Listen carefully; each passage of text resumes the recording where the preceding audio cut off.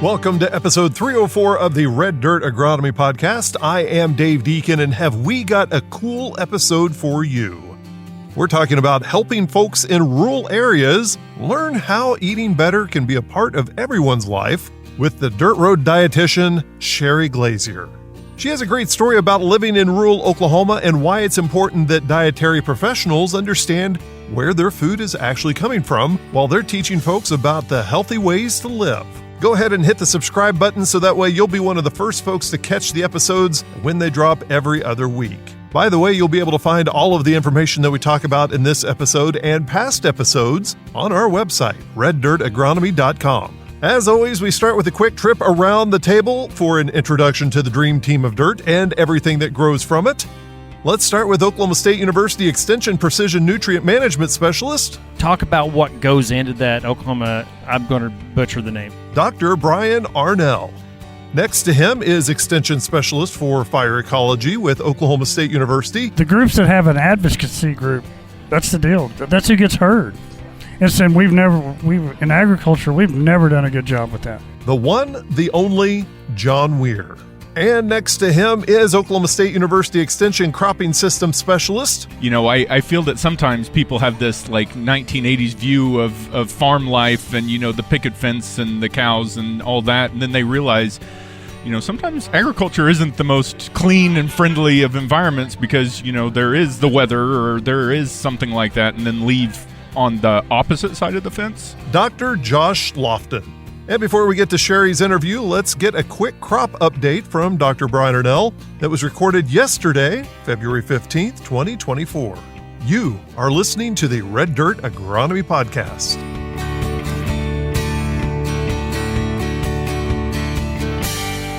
So, Brian, you've been out across the state. How are things looking in the fields?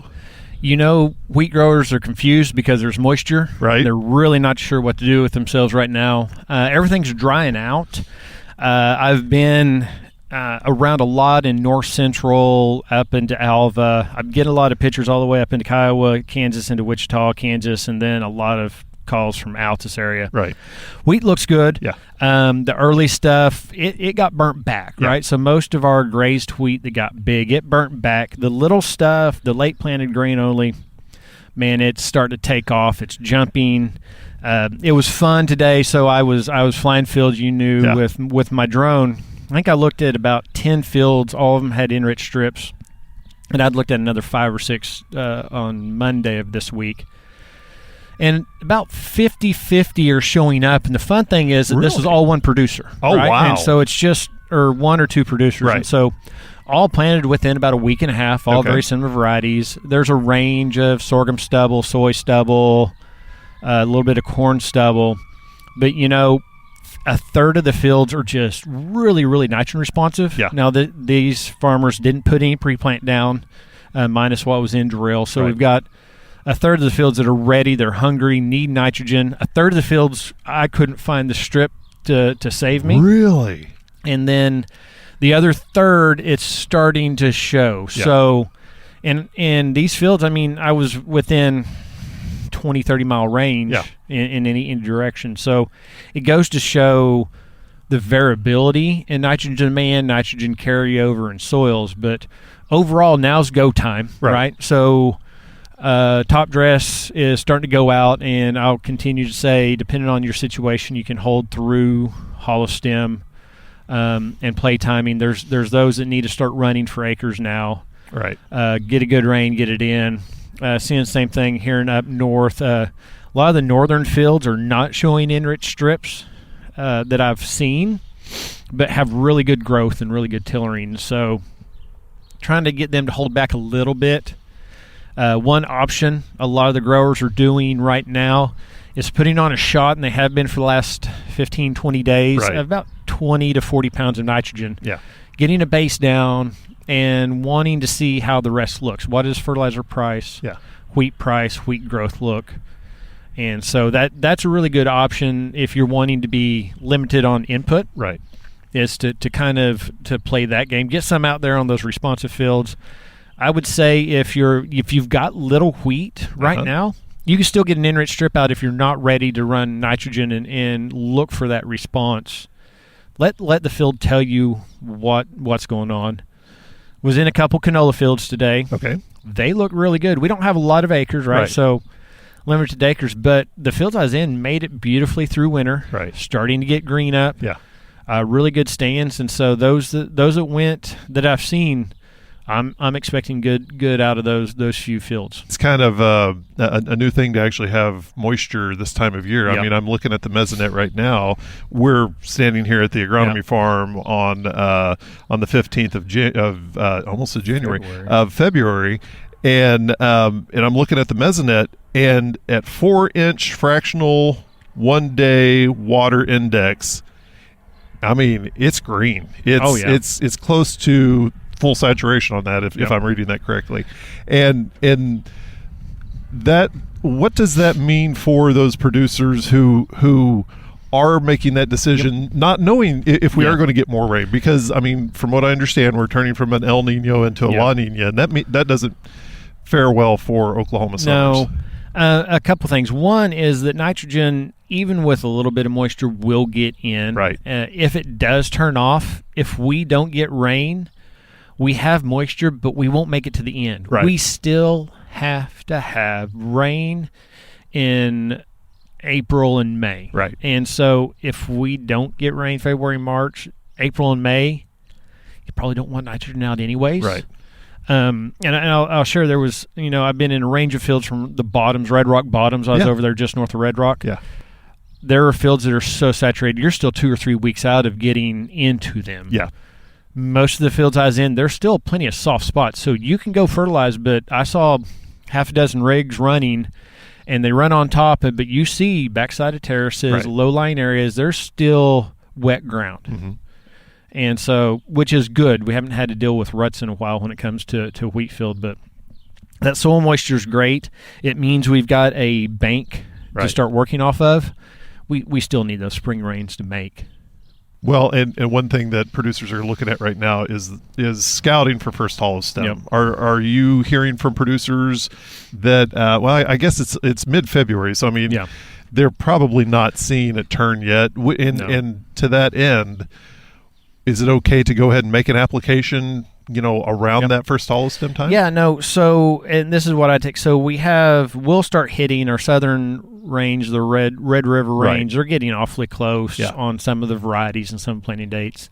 The later planted stuff, I still would expect into March. That's just how they go in middle state. The timing, our research has shown time in and time out that you can go after hollow stem with nitrogen. The caveat is, if you're after hollow stem, you will track up the field. Wherever you drive, you're going to leave tracks where you hurt the wheat. Damage the yield, 15, 20 years ago, that was a big deal. One, we had a lot more floaters. Yeah. Now we've got more sprayers. Right. Sprayers can cover more acres. But we also have a movement and a trend to more fungicides. So a lot of these fields are going to have sprayers in them at flag leaf. Right. That means, okay, so I run a little late if that's the timing I'm going to hit, but I'm going to be right back over those same tracks with the fungicide, so it's not any extra loss. Right. And if you look at a 120-foot sprayer, you're talking wheel widths, tire widths of 16 inches maybe, so you're losing 30 inches in 100 to 120 foot. Yeah. You take that over, and the added value, we've done some economics on that, and the added value is there. So I don't recommend waiting to hollow stem, but if you get to that point and you have a need, you're going to make your money back. That's all my deal is that we have opportunity. My whole message has been, I'm not telling folks not to fertilize now. Right. My message is, you don't have to. Don't put yourself, your equipment, in your field in a bad situation because maybe it's a little wet. Maybe you're going to get stuck. Maybe you're going to rut up between your no-till field. Right. Just wait until the weather's appropriate because you have more time. What are you expecting? I know you don't have the crystal ball for this, but with this moisture, we could be setting ourselves up for a flush of weeds moving forward. It's already a flush. Yeah. Most of the fields out there, my crew has just been spending all day with 2 rigs spraying all of our fields trying to catch up. Yeah. A lot of spray. There's a lot of bromes, a lot of grassy weeds. The henbit is doing phenomenal again this year. It's a good year for henbit. So there is, and I've had a lot of calls on mixing nitrogen with finesse, and that answer is look at the label. Right. But yeah, the weeds like it as much as the wheat. So we've got a really good weed population. The moisture that we have now is getting some to germ that may not germ the last couple of years. Right. And so we're getting a really nice flush. and of course the cowpox. Yep. Those are out in the field jumping back over to the enriched Yep. strip. That's actually a pretty good guide for producers who may not have got an enriched strip out there. If you're seeing a large mound of green. Large wheat. amount of green that's usually coming from urea and the depositions from the manure and urines, the nitrogen. I was in a field that's not grazed that is ready for nitrogen. It had deer pox, right? So large deer population. You could see every spot where a deer had urinated in the field. And so it's a really good indicator that if you see that and you fertilize, your probability of return on investment for that nitrogen, and it's not cheap. That's another kicker everybody's talking about is nitrogen's not cheap right now. Right. But the probability of getting your money back on that is really high. Right. If your wheat's green and green and you got cattle on it and you don't see cowpox, you're walking in a more marginal area of getting a known return because maybe the crop's got enough. There's some fields up north that look green because they've had nitrogen applied in the last year or so with failed crops. Right. In one of our sorghum fields I was in today, really poor yields. I got called the guy up in Alva, another really poor yield of sorghum up there. Those fields look green. They look great. Well, the sorghum didn't use the nitrogen, so we didn't leach it either. We're still just trying to build our soil profile. So in those fields, got a good indicator that, maybe top it off if the weather keeps going. But right now they're doing okay. That's great. Okay, so I guess to summarize, when is it too late to actually make an application of fertilizer or fungicide or whatever in their field? In the plant's needs. The plant needs it sometime shortly after hollow stem where it really starts getting tall. Yeah. You want it on before then. You also need it rained in, at least to some degree, and that's what will bind us up in our northern areas where the rain starts tailing off a little bit at that time. Right. And what you talk about are potential shift in weather patterns. So the application has to balance that, but the plant's need is about that time when it comes to that. Fungicide, I'm not an IPM specialist, but I'm going to tell you at jointing this year because my fields have moisture. Right. I have had good success with a generic shot at jointing. Oh, really? And learned that 2-pass system in a wet year. Dry years I haven't done it in a long time, but getting that shot of a generic on around jointing, and then if we have good weather at flag leaf, I am more inclined to put on a really maybe a multiple mode of action fungicide at flag leaf, especially if I got good moisture and everything's turning out well and I want to protect that. Of course, variety, everybody, the small grain specialist, Dr. Civil, will tell you, look at your varieties to see if you do. If I've got a field that looks really, really good, and there's going to be some 80, 90, 100 bushel wheat easy this year if we maintain rains. Right. That fungicide shot is probably a pretty good protector on that. If you're looking at a 30 bushel wheat crop, then I'm probably going to take the risk and let my genetics work. Okay, thank you very much, Dr. Brownell. And I guess this is that fun corner that we turn whenever we go back to the podcast that you're about to introduce, the Dirt Road Dietitian. Sherry was great to have on. We got to catch up with her at KNID, up at ENID, and I've had my eye on trying to get her into Stillwater to do, because we've done a couple meetings together, and it's always just been fun to do meetings with Sherry. Right. And she just so happened to be in a booth right across from us. And so it was one of those I snuck over. It's like, I need 30 minutes of your time. Right. Come on and visit with us. She's about, well, what are we going to talk about? I was like, don't worry about it. We'll figure something out. And we'll put on a headset and let's just go for it. You looked at me in the eyes. That's what you said. We made eye contact, so you now get to be on the Red Dirt podcast. Excellent. So here you go. This is Sherry we know her better as the Dirt Road Dietitian. we've met a lot of cool folks around us here, and Brian introduced the coolest one so far. The coolest one by far. So we're across from the Oklahoma Beef Council booth, but it's really the Dirt Road Dietitian that I saw. She's got to watch us do about 4 podcasts and laugh at us for the last, season feels like 8 hours of podcasting. Right. Sherry Glazier, I've got to meet with you for other things as you're bringing people along, and I've followed you forever on social media and seeing what you do. Kind of share with our group that, who you are and what you do. I will say this has been the most popular booth ever. I'm glad. I mean, like, it's flocking. I kind of have FOMO. I'm like, what are they talking about over there? I can't hear them. I don't know what's going on. But yeah, my Sherry Glazier, I hail from Loyal, Oklahoma. I live on a farm and ranch as well, but I happen to be a dietitian. And I worked in hospitals for a number of years before transitioning to in hearing.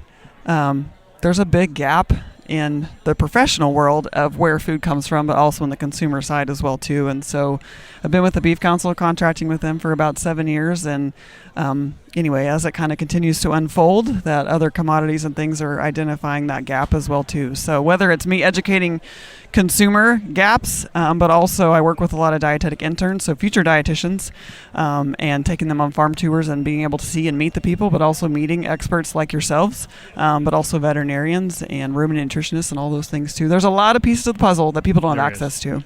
No, and I'll admit, so when I first got turned on to your social media presence, watching, I originally thought dietitians like, we're going to hear about grass-fed beef, we're going to hear about range-free birds and, gluten-free and all this stuff.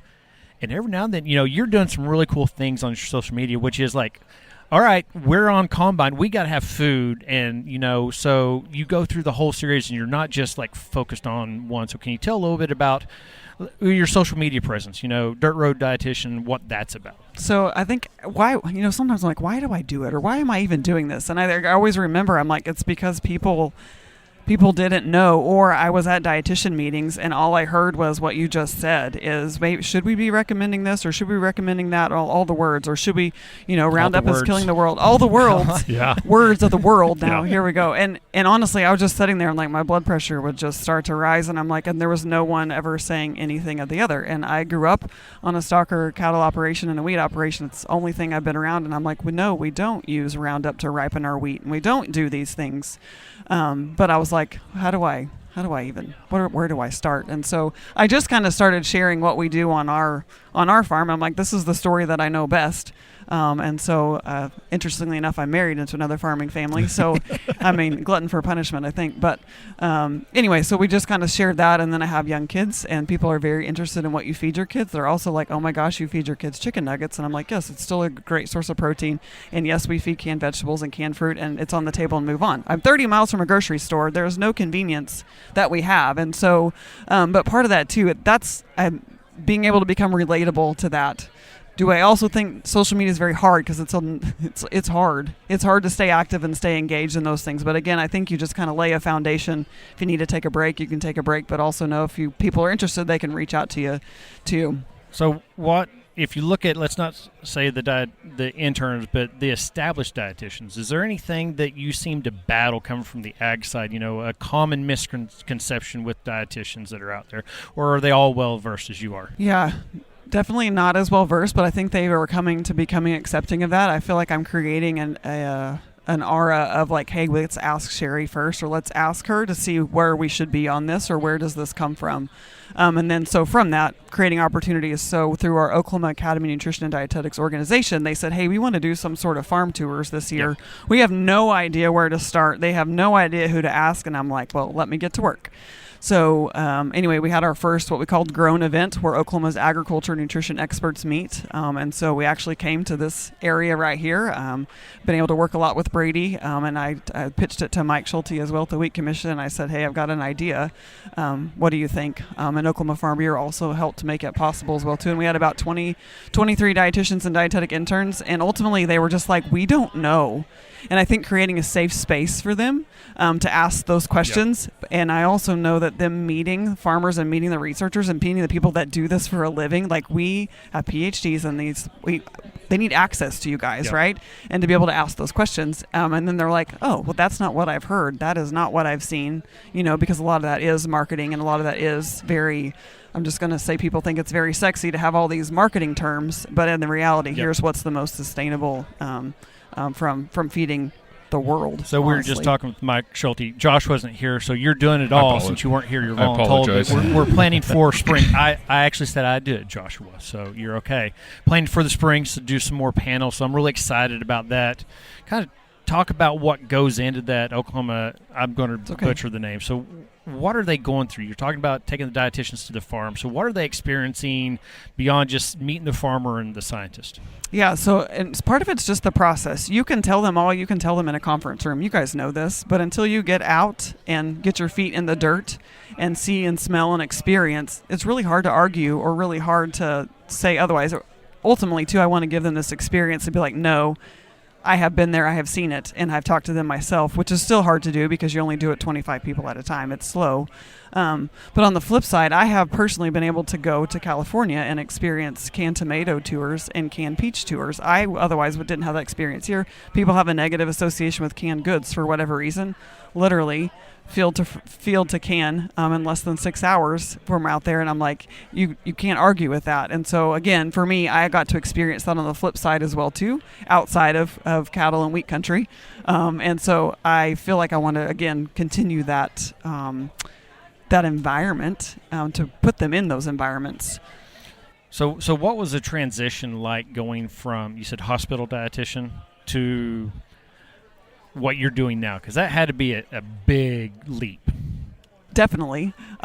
It also happened that a little bit. There was not like one day I'm this and one day I'm that. I had a lot of buffering ultimately in between because in the beginning it was just, hey, let's go to physician conferences and let's just be present and do some of those things. And then as we kind of move forward, Heather Buckmaster was like, we really want to work with these dietetic intern groups, and working in the hospital, we work with these internship groups because we have those students come through the hospitals too. So I took that knowledge that I had there and those connections there, and then that's where you just kind of keep going. And again, I didn't used to not speak up as much about agriculture, and I don't really know. I'm kind of sad that I didn't as much, but it also spurred because I had a lot of questions about GMO wheat, and I remember having conversations about that. My father-in-law had served on the wheat commission previously, and so we were kind of talking about some things, and he kind of went through the decisions of GMO, non-GMO, and I'm like, yes, there's still genetic modifications, but it is not truly, genetically modified organism. And so anyway, it's just some of those conversations. It's not black and white for what people want it to think either. So why have we allowed agriculture to get so far away from the mainstream of the public? Because there is that disconnect of, I don't know where my food is grown. Is it healthy if it goes through this process or this process? Why have we been able to get away from the facts of the food chain? That's a hard question to answer. I think part of it has to do with you lose transparency as food safety rises, right? And so you get to where you aren't able to see as much. But also from the farming perspective, I just think about my dad and he was working. Right. I mean, we're not going and shaking hands and kissing babies. We are we got to make it happen.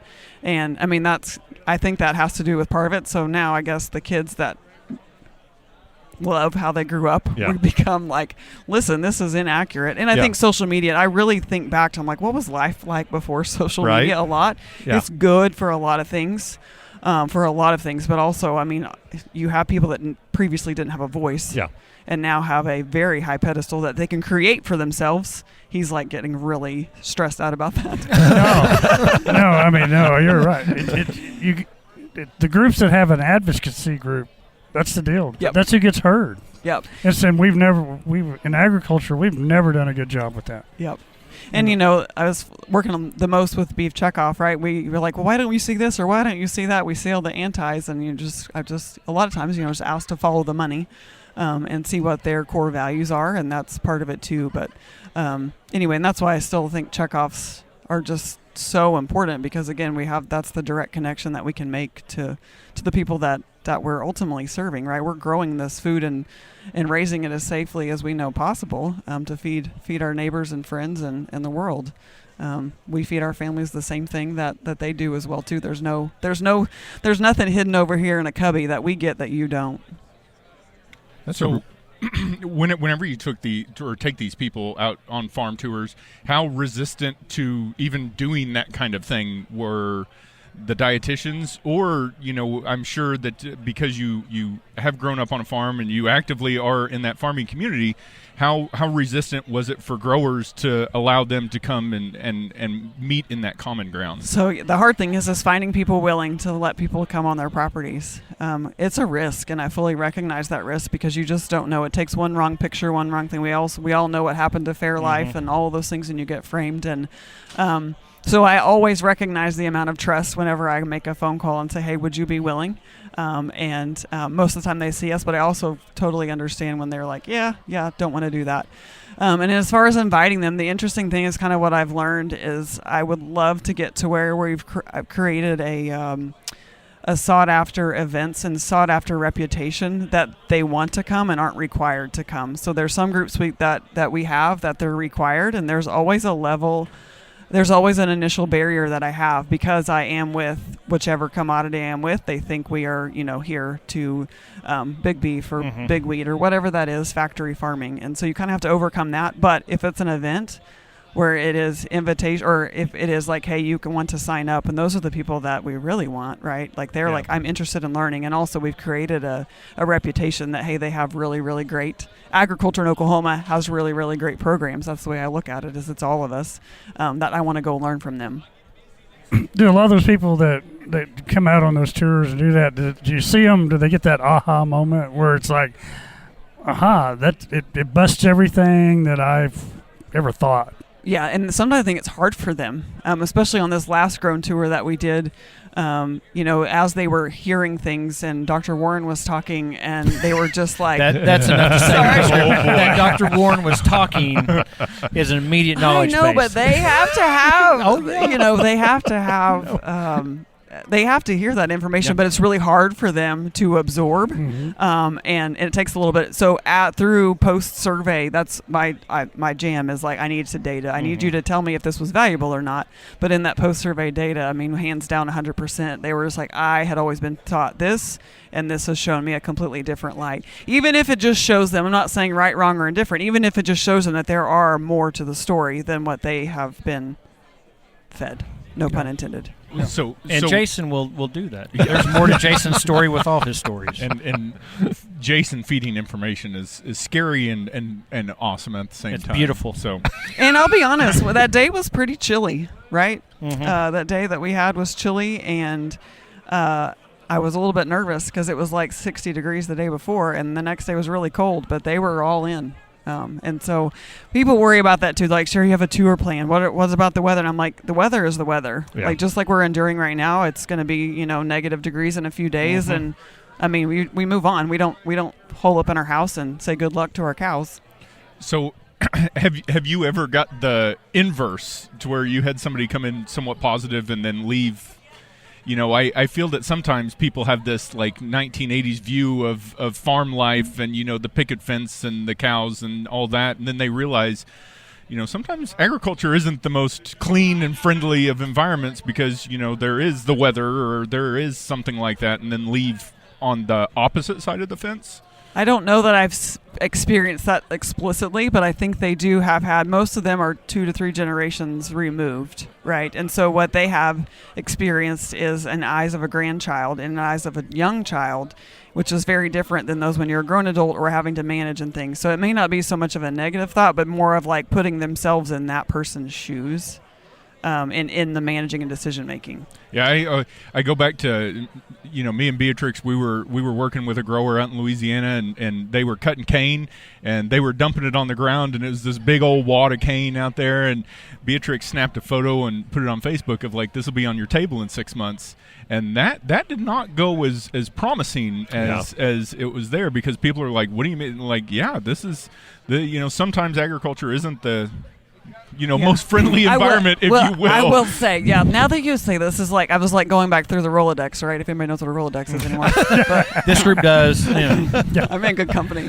But, there have been the John and Gay Pfeiffer have been so welcoming for a lot of our tours that we have done on the beef side, and I mean, I'll be honest, I have gotten complaints about the mud. You know, they were like, I got my shoes dirty. I got my, you know, it's more about like how they live in a very clean and pristine world, and our food supply is that way, right? You go to the grocery store and eggs. I mean, we were making fun of chicken earlier here a second ago, but you know, eggs can be dirty, but yet we don't see food in any sort of dirt ever. I mean, there's no speck, or if there's a lettuce, whatever, it may have some dirt on it. I'm like, unless you've grown in your own garden, like our world is going to have no idea that it actually grew in soil, not dirt. Sorry. Picking it's grain okay. I appreciate the change. Picking grain up out of the mud and that, you know, that kind of thing. They don't realize that, you know. But also, you learn how to formulate things and prepare them a little bit better. And I try to get better about that and be a little more forthcoming that, hey, you might need to go buy some boots tonight if you don't have any. Because I also know that we have chore shoes and other shoes. And most others probably don't need them like we do. So from a diet, the dietetic side of it, did I use that word right? Dietetic, that's a... Dietetic is like the profession. The dietitian is the actual person. Thank you. I was afraid. Just keep saying it just in case. Okay, I'll try it.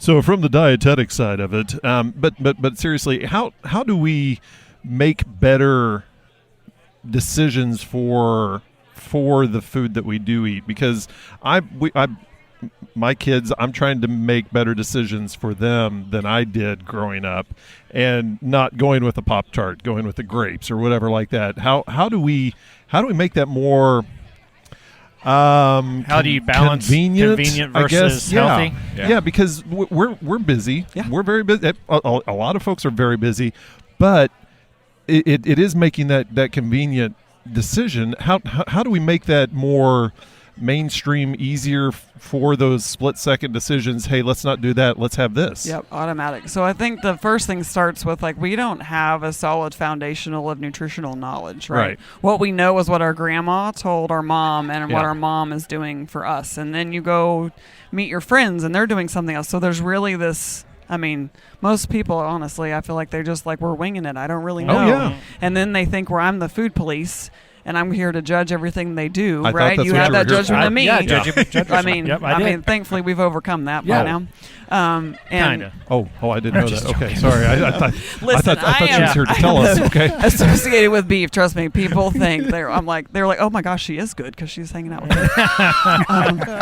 But you kind of think back through this, and this is, I think, why I like to share. I haven't done as good of a job recently, but why I like to share the foods that we actually do at home as well too, to put some realistic lenses on it, right? Yeah. So, the convenience factor, yes, and I'm like, we already have that happening in canned goods and in frozen foods, or and so you have to think through, have to have a plan. Snack bags are important for me. You've got beef sticks, you've got applesauce pouches. You have to have these things ready to go, and also the mindset of like, I'm good today and I'm bad tomorrow, right? Like we have this like, we're either on or off, and I'm like, we're just living, and the choices we make over the course of time are what have the biggest impact on a lot of things, including our health. Yeah. And so I think if we can kind of change the way we think about food, and like, this is nourishing my body, instead of being like, just have that good old ribeye and whatever. And I'm like, no, it's actually a nourishing food. Yeah. What was on the other half of that plate? How do we balance that out and enjoy it and move on with our life, instead of having this constant battle in our brains?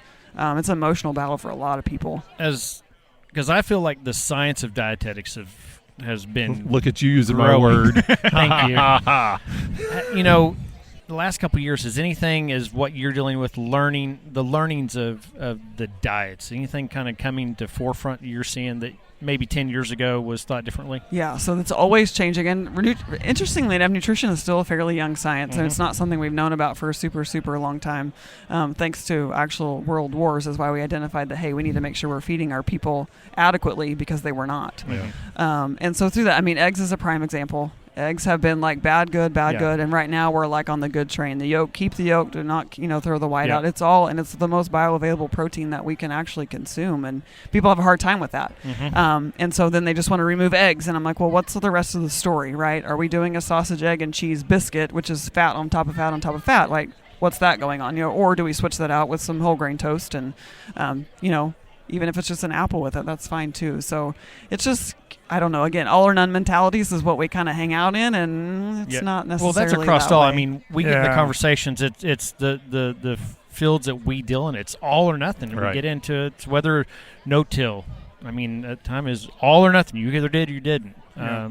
Soil health, it's all or nothing. And so it tend to be a society that's either all in, and it's hard to find that it's okay to be gray. It's Yep. okay to have portions of. Well, and on top of what you just said, it's just as long as you make more right decisions than wrong ones. If you of the three, if two of them are good, and it's okay to have that Pop-Tart if you absolutely have Yeah. to because you're running out the door, as long as you have the healthy food, two of those to help Right. with that. Because that's part of it. My kids, I mean, people think I don't. People, honestly, they're like, oh, she's the dietitian. Her kids don't eat ice cream. They don't Right. eat Pop-Tarts. They don't eat any of this. And I'm like, and if they come to my house, they would be like, oh, I mean, I think they may be like, maybe sorely surprised or disappointed. But I'm like, I also know if I don't expose my children to these things, what happens when you go to college? That's Oh, yeah. They're like, where was this world? And I'm like, so we kind of try to have a healthy thing. Pop is, we don't have large amounts of it, but do I buy the mini cans of pop? We have it there, and they have it, whatever, and it's fine. So it's never off limits, and I think that's part of that game too,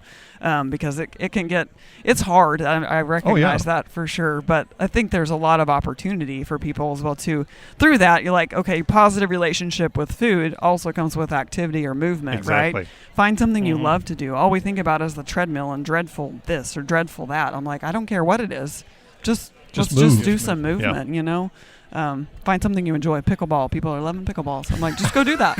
You guys should do that someday on this. Yeah. Pickleball. Have you ever played podcast? Yeah. I don't know if we my can do that. gosh. I'm just saying. I'm going to check the domain real quick. Hold on. Nope. Pickleballpodcast.com. We'll We do go it. wireless and have headsets while playing. Racquetball. Well, no. The you headsets guys- would never survive. Rusty's gone. Rusty's gone. Rusty would hurt us. So I think going back to I think Brian said a couple minutes ago, I thought it was very interesting because I was actually just watching a video on this I remember the food pyramid being what I was taught. Yeah. But that I guess is passé now, Yeah. is that you don't teach the food pyramid. It's plate portions but it seems like it's gone through like 7 iterations since, in the last 10 years, and it's definitely hard for most people to keep up, but even rural communities that don't have access to potentially on-call dietitians or something along those lines, it's hard for them to keep up with what is the current? what's the current 14 years ago when that pyramid, had its funeral, and so It's now been 14 Wow. years. Oh, wow. 2010. We need to update our stuff. yeah. Okay.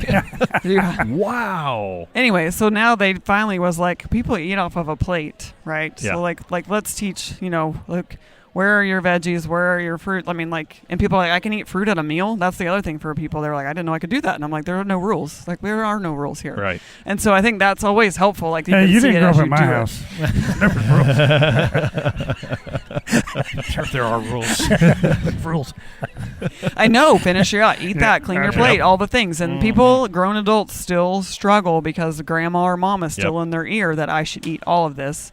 And we were babies when we were full. We stopped eating, and then we totally overrule that all the time. Well, now, I and think those- that's nature we're in. Those were different times. I mean, the Depression, you ate everything that you had because, and sizes may have been smaller, but yeah, I mean, Because that's what we had access Right. to, and if not, you won't Yeah. eat. And so, thankfully, we have much more food Yes. secure now. And also, that's thankful to agriculture, right? I mean, that all goes back to that too. So, it's a very interesting world that I live in. But I also feel like I live in a world of nutrition is very controversial a lot of times, but also agriculture is very controversial, as you guys well know. Oh, so yeah. I'm like, what am I doing to myself? What is happening here? There's no stress at all. So- Okay.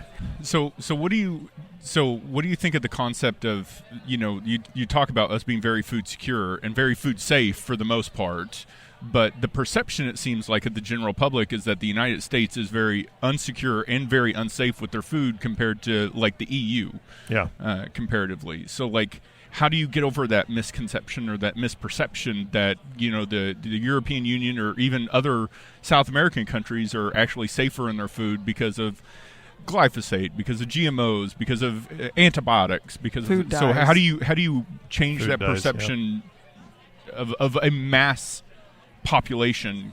You can do it 25 at a time, But how do you start changing that misconception that our food is very unsafe and unsecure in the United States, which might have the safest and most secure food supply in the world? I think that's the ticket of it. I think that we haven't had a food crisis to let them to be identified of how safe and secure we are. Do we want that? We don't.